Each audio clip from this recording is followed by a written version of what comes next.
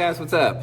Welcome back here to today's edition of Intuitive Angling, and really appreciate you guys taking some time out of your day to spend with me and checking the video out. Always grateful to have you guys around here. Today, guys, we're gonna have a little conversation. We're gonna talk about what is the easiest lure to catch a bass on. It's like if your life depended on it, man, and you had to catch a bass to survive, to eat, and you had to get a bite, I'm gonna talk about the easiest lure to get bit on anywhere you go in the country, show you how to rig it, and talk about the type of areas you want to fish it in. So we'll get into that in today's video.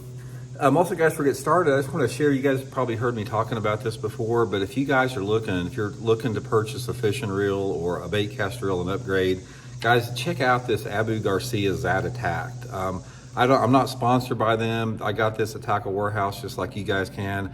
This thing has been one of my favorite reels to use. And another thing about this, the Zata tact, the proceeds from some of the sales on this through Tackle Warehouse go to our first responders and our retired military. Big oversized handle, fits really good in your hand, 7-to-1 retrieve ratio. So I'll put the link to the Zata tact reel in my Tackle Warehouse link if you guys are looking for a reel. I think it's just a little bit over $200, something like that, so which is, very, reasonably priced point for a reel of this quality there. So I thought you guys might want to hear about that. Okay, this is a hard question when you're talking about what is the best lure to catch a bass on. There's a lot of different variables to that. Time of the year, water clarity, water temperature, all that type of stuff, I know. But if there's one lure that encompasses the entire gamut of conditions out there, in other words, it'll work in about any water clarity, it'll work in about any water temperature, it'll work about any part of the country, it'll work about around any type of a structure. I'm going to show you what it is here and rig it up. And what it is, it's a shaky head with a soft plastic stick bait on it trimmed down. Now, guys, there is not a lure out there I have not fished extensively over the past 50 years. And this particular rig here that I'm going to show you how to rig up, you got to have the right size head on it, and you got to cut it down right. I get more bites on it quicker and easier anywhere I fish than any other lure out there. So what I do, guys, this is the Zoom's Linky. You can use a Cinco or whatever, and just take it off and just bite it, or just pinch it off just right above the egg sac like that. So the bait is about, 4.5 inches long. Now you can buy like a 4-inch Cinco, but I just use those Zoom's Linkies. And the next thing you want to do is take a 1/16 of an ounce. This is a Yamagatsu tricky head. This is the best shaky head on the market, guys. It's got an O'Shaughnessy bend on it.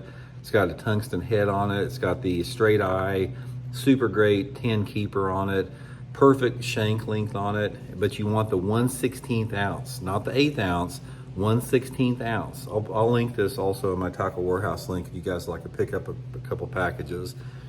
And anyway, you're just coming in about 1/8 of an inch on the bait there. And sometimes, since I do cut it down, sometimes I like to pinch some of that excess off around the head there, make it sets down better. And then I'm gonna put it back in, and I'm gonna bring the hook out the back side of it. So the hook is gonna just barely stick out the top. Now, if it's real snaggy, I may, bury it back in there. But guys, this 4-inch soft plastic stick bait on this light, shaky head, it's irresistible. This is probably the easiest lure to catch a bass on right here.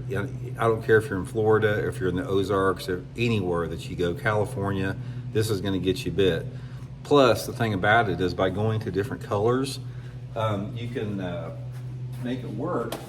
You can make it work in a lot of different water clarity conditions. Because, for example, if you're fishing anything with water visibility like over 2.5 foot, any type of a green pumpkin or natural color is going to be good with that. But if you happen to be in a situation where the water is a little bit more off colored, say your water visibility is 1 to 2 feet, just get a little darker one. Take a June bug or something like this, or even a black and blue one, and rig it the same way with just a darker profile. And this will help you get more bites in a little bit more off-colored water situation, but the presentation's still the same.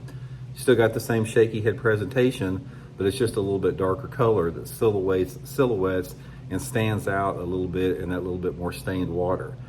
But take this, guys, and put it on 8-pound test line. I throw it on an 8-pound test Seaguar and Vizex line, just a spinning rod, But it's important to get the 16th ounce. I can't overestimate that or not, because the 16th ounce, instead of dropping down like that with a heavier head, it sort of glides down like that.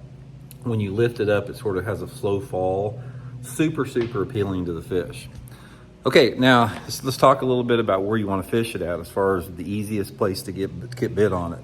So obviously depends on the type of lake you're on, you know, the cover available on the lake that you fish.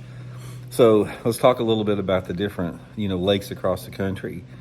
If you fish just a man-made lake, just a typical man-made impoundment that has a combination of either, you know, rocky banks, bluffs, lay down trees, boat docks, grass beds, or whatever, it works around all that. If you're around grass beds, if you have submergent grass that's growing maybe a foot or two off the bottom, just fish it right in those grass beds. If the grass is a little thicker, fish it along the edge of the grass beds. You can pitch it in holes of the grass also too.